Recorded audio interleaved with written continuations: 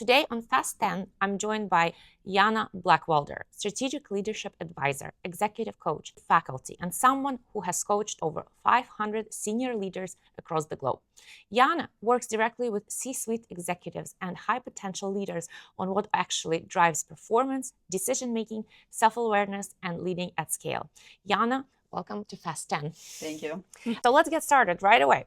Yana, you've coached over 500 senior leaders. What pattern do you see in the ones who keep rising versus the ones who plateau? Yes. Thank you. Thank you for that question. And it is a very important one. Over the course of my career as an executive coach, and I had an opportunity to work in Europe, to work here in the United States, to work a lot with global teams, in smaller institutions, in the larger ones. What I've seen a lot with leaders who I encounter is people tend to overvalue technical expertise. As a result, they undervalue soft skills or impact that they have on others, the influence. That's what I'm seeing again and again. So over-index on Q, under-index on EQ in certain times. And by EQ, I mean relationships, I mean communication, I mean executive presence. So that's what I'm seeing. Thank you, Yana. Yeah. Okay, next question. What is the biggest mistake you see senior leaders make again and again? Well, I would say that's probably kind of building on my previous response, is we often so focus on task, so focus on rational and logical that we forget about people. It's people who make everything successful. So building those relationships, creating your networks, really expanding your industry alliances, that is something people sometimes forget to attend to. And as a result, it becomes a huge mistake for long-term career success. Okay, question. What's one behavior that immediately signals strong leadership to you before someone even says a word? Yeah, someone says, well, I don't know if it's a behavior, but I would call it executive presence. And that is typically... You definitely have one, I'm sorry. What I mean by executive presence, and if you look at the really official definition of it, so it consists of communication, but you said no words. Well, guess what? 70% of our communication is nonverbal, right? So let's start there. What are you communicating with the way you look, with the way you're gesturing, with how you sit, how you listen, right? How you listen to me right now attentively. You're already communicating, right? So communication. Secondly, it's confidence. Are you sure in what you're trying to say, right? Can you deliver your message? Sometimes it's a hard message to others, and yet not destroy relationship, but actually continue the dialogue, right? So ability to be confident about your decisions, about your opinions, about your worldview, and not be afraid to express it. And the third, although it's a small percentage, to be honest, out of the whole executive presence portfolio, is the appearance. Right? I've lived in the UK, in London, for many years. And what's interesting to me that Brits, they typically maybe not known for the most fashionable people, like French or Italians, right? But what they're known for all over the world is they always know what is the right clothing for the occasion. Right? So when you really need to fit the room, if it's a boardroom, that's one. If it's a startup, it's something different. If it's a dinner club, it's something different. I spoke about private clubs before, and I had a conversation with one of the owners for a private club here in New York, and the wait list there is in thousands. It's like, wow, you select members because so many people on that waiting list, I know for a fact, exceptionally successful professionally. And they're like, well, professional success and social impact is different. We want to see, who do we want to see in this room? Who elevates this room? When the person walks in, when they sit, we want to see that face. We want to see that suit. We want to see that smile. We want to see the people who they can bring into the room. That's what we value, right? So that's that kind of, so hopefully I'm answering your question. It's not one thing, but they all come together. Perfect. Next question. What's something high performers think they are doing right, but actually are getting wrong? Again, we're coming back to the same response. Overly focusing on technical and on task, forgetting about people around them. That, I would say, is definitely one thing to remember. Let me add to this answer, actually, because I want to talk about high-performing women. And that's where, with gender psychology, where we differ a little bit from our male counterparts. Women in the workplace are constantly struggling with two things. One, I want to be liked. All women want to be liked and want to be included. We thrive on groups and relationships. On the other hand, we want to be competent. And sometimes the way we see competence in this male-dominated world is through being aggressive and competitive. And women immediately judged for being aggressive and Yes. competitive as non-feminine. And then you shrink, like, I want to be non-feminine, I want to be feminine. Well, but when I'm feminine, I'm just liked, not so you constantly stuck in this, right? And so finding that really fine space, the balance that you can competently express your own opinion and yet maintain the relationship around you, or sometimes take a risk. You know, my opinion is not respected, right? Is not valued. Perhaps I can let go of this relationship, right? By taking that risk. So That makes so sense. I No, would and say I'm that. as a woman in a workplace, I totally agree with that. It's just kind of juggle so many different hats and be liked, but be professional, be strong, and all of those. Men don't really have to deal with it a lot of times. You know, they don't have that luxury, unfortunately. We care about Yes. the impact we have on others. We care about the impact others have on us to every nuance. As a result, derail us. If we can harvest that power, then what makes female leader exceptionally strong. Yeah. And actually, let me add, Yana runs an amazing circle, which is called C Club Executives. And this is where we actually gather every few weeks or so and trying to work on those kind of skills. And women are gathering, sharing their experiences and helping each other, which is phenomenal. So, Well, I'm glad you enjoy. yes, I do. I've been at pretty much every Looking gathering. forward to see you there again. And yeah, it's from dinner table, right, with your clients to potentially giving a presentation or discussing with CEO what does it mean to be strong executive presence, why team leadership is important, all of those nuances that actually make or break a leader. Yeah, that's why we get together. Plus, we enjoy each other. Oh yeah, definitely. Yeah, So some that's wine good. as well. Sometimes That's like good. this is what we have lost. Sometimes. Yeah. Okay. Question, and we're at number 5. How? What does low self-awareness actually look like at the executive level? What are the tells? Yeah. So with self-awareness, right? It's huge one, of course. And the more self-aware you are, the more you know the impact you have on others.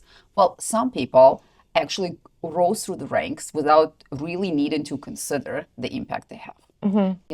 Technical startups so focused on the brilliant product that it's almost irrelevant how they converse with other people for their financial, professional success, right? There's a time when you outgrow yourself. It's not a team of one anymore, not you and 5 other engineers. Then it's whole organization. Then it's 12, 20, 30, 100 people who you need to be concerned of. And when you're on top of that organization, guess what? Everybody who reports to you not going to come to you and give you negative feedback. You know why? Because it's not a career promoting conversation. People are going to be quiet. Okay? With that, your behavior as a leader will set up the vision for the company, will determine whether people will stay in that company, how it will grow, and so on and so forth. So at some point, that person will need to know what impact do they have. And certain qualities are amazing for startups, not as good for mid-sized companies. Certain qualities are fantastic for mid-sized company leaders, but they don't translate as well to larger organizations where you need to fit this whole big system. You leverage at scale, but yet you don't make a lot of decisions because they made for you, although you manage armies of people, right? So it's very nuanced and very much based on organizational context. So awareness is important. And what is even more important is how you fit into the environment you're part of, right? So that I would say even more so the key. And we are at number 7. What is the hardest leadership transition, manager to leader or leader to executive, and why? Interesting. That's a very good question because ironically, that's where typically executive coaches are being brought in, right, at those transitions. So I would say the first one is a transition from a high-performing expert into a team leader or manager, right? And what's interesting that people typically get promoted for their exceptional technical skills, and then they ask to manage people. Totally different skill set. And you might have it or not, right? And then you all of a sudden disoriented because you've been evaluated on a totally different success criteria. Well, as you move higher in the organization, then of course you go on from a manager into leadership, into executive leader, right? You need to manage scale, you need to operate across departments, you have a lot of stakeholders, sometimes you're customer facing, so you have to be aware of your industry trends and everybody outside of your immediate ecosystem. So you're really managing multiple direct reports, peers, your management, your clients, and then the whole society, right? Whole industry. So that becomes more and more complex over time. So whether it's more challenging, perhaps, but I would say it's very much more significantly complex than anything. And if you look at EQ studies that Daniel Goleman did with his team, is basically he looked at middle managers and studied successful ones, right? Successful middle managers. And they look, okay, what contributes to these people's success? Is it their technical expertise or their EQ, people skills, soft skills? So what do you think is a distribution on the scale of 100% being the total? What is the breakdown between technical versus soft? What do you think is a percentage break? I don't know, probably 70-30, something like With that. 70 being what and 30 being what? No, probably more like technical and like 30 soft skills, something like that, I'm thinking. So you're thinking 30 technical, 70... No, 70 technical and like 30... And 30 soft, right? That's the middle management. Yeah. And if you move into executive management... No, then it's like less, like you can understand what you're doing. It's probably like 20-30, maybe 40%, but majority is just basically soft skills. And soft skills. Okay, so you're close. You're trending in the right direction. But I'll tell you the exact numbers. So for managers, distribution is 60-40, 60 being soft skills. Okay. You immediately into people leadership versus technical expertise. Okay, you have a team of technical experts. As you move higher in the organization, the breakdown is 90-10. Oh, wow. 90% is your EQ, your strategy skills, your stakeholder management skills, your organizational politics, navigational skills. Only 10% you still keeping your eye on technical. But again, you have whole army of people delivering that. They are followers. Your ability to lead is your ability to develop followership, not the ability to solve each individual problem. That's eye-opening, actually. So it's very, typically really much, yes. Yeah. When you look at the timing that senior leaders need to spend on what we call networking, or I would call it building alliances and creating relationships, strengthening relationships with your stakeholders, 50% of your time. Right. That's where it needs to be spent at the senior level. Right. This is where we all ultimately always want to be and stay and go. Okay, perfect. That's thank you so much for sharing that. That's so much food for thought on how do you actually allocate your time towards learning more about leadership or the actually learning some kind of skill, and especially in the day of the AI nowadays, like where you have availability of all the information. So what can I do? Just leadership. So focus on human beings, like human being in the room. Human being across the room, human being across. And we are at number 9. What's a decision you made in your own career that felt uncomfortable at the time, but proved right? Absolutely. Well, none of the decisions. There was more than one, but one that the story I want to share is people who grew up in former USSR. My education was major in applied mathematics. Then I went in computer science and this. Most people, when they just immigrate, I worked in computer programming field. So I was, management of information technologies, but I really wanted to continue studying. And I really wanted to go for MBA and study, again, computer systems and so on. But over time, as working with the systems, I've realized it's people, make it or break every project in my life versus computer systems. So I got really fascinated in psychology. And at that moment, I made a decision. Instead of going for my MBA, focusing on MIS, going for degree organizational psychology. So I'll tell you, I don't know whether I made the right decision, but it always sat with me that I've made a decision to pursue my passion that remained my passion ever since, and it's been over 20 years.